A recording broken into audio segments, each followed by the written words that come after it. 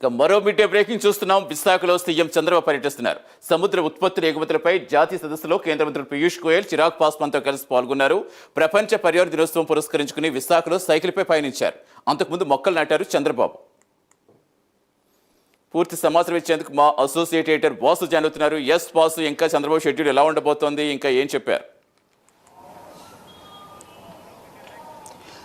సతీష్ ఉదయం ఇవాళ 10:30కే విశాఖ చేరుకున్నారు చంద్రబాబు నాయుడు.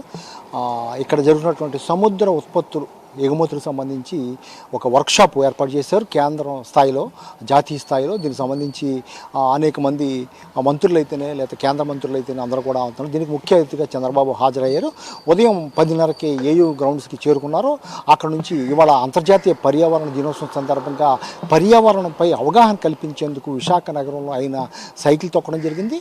ఆ ఏయూ గ్రౌండ్స్ నుంచి మొత్తం కూడా నవేటల్ ఏంటి ఈ సదస్సు, జాతీయ సదస్సు జరిగే ప్రాంతానికి నవేటల్ వరకు కూడా ఆయన దాదాపు 5.5 కిలోమీటర్లు 20 నిమిషాల్లో మొత్తం సైకిల్ తొక్కడం జరిగింది. మొత్తం మండు టెండలో ఆయనతో పాటు మొత్తం అందరూ కూడా సైకిల్ తొక్కడం జరిగింది. ఆయనతో పాటు ఎమ్మెల్యేలు అయితేనే, మొత్తం మిగిలిన నేవీకి సంబంధించిన సిబ్బంది అయితేనే, అధికారులు అయితేనే అందరూ కూడా ఆయనతో పాటు సైకిల్ తొక్కడం జరిగింది. ఆయనంతా కూడా నగరం అంతా కూడా ఎక్కడైతే ఏయూ మన గ్రౌండ్స్ నుంచి మొదలుకొని పోలమాంబ టెంపుల్ నుంచి అటు బీచ్ రోడ్డు వరకు కూడా నవేట్ల వరకు కూడా ఆయన ప్రజలకి అభివాదం చేస్తూ సైకిల్ తొక్కుతూ కూడా పర్యావరణంపై అవగాహన కల్పించేందుకు ఆయన మొత్తం కూడా చేయడం జరిగింది. ఇప్పటికే చంద్రబాబు ప్రకటించడం జరిగింది. ఆయన మొత్తం కూడా వాహనాల శ్రేణిని కూడా తగ్గించుకోవడం జరిగింది.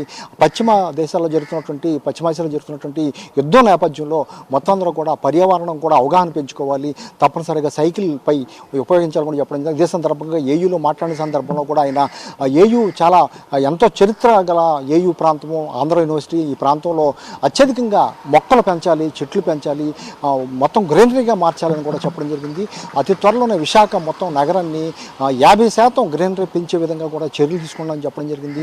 ఎందుకంటే ఆంధ్ర యూనివర్సిటీ వంటి సంస్థలు కూడా ముందుకు వచ్చి ఈ విధంగా చేయడం వల్ల పర్యావరణం కూడా రక్షించబడుతుంది, పర్యావరణం పెరుగుతుందని కూడా చెప్పడం జరిగింది.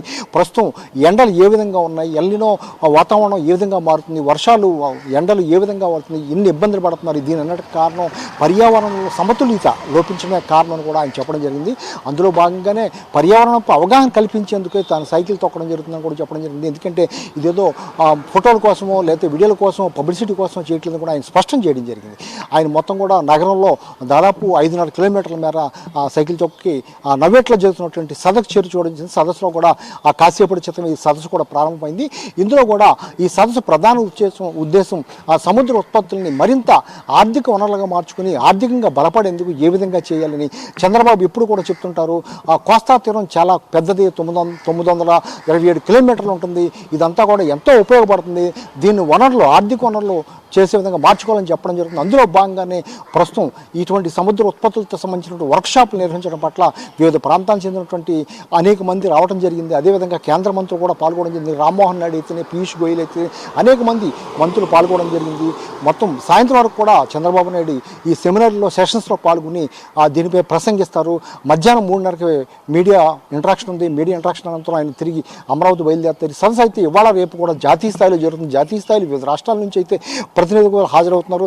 ఏదైనప్పుడు కూడా ఒకవైపు సముద్ర ఉత్పత్తుల వర్క్షాప్తో పాటు మరోవైపు పర్యావరణాన్ని అవగాహన పెంచేందుకు నగరంలో చంద్రబాబు చేసిన సైకిల్ యాత్రపై అందరూ కూడా హర్షం వ్యక్తం చేస్తున్నారు. విశాఖ నగరం అందరూ కూడా విద్యావంతులు, అందరూ కూడా మంచి అవగాహన ఉన్నవారు.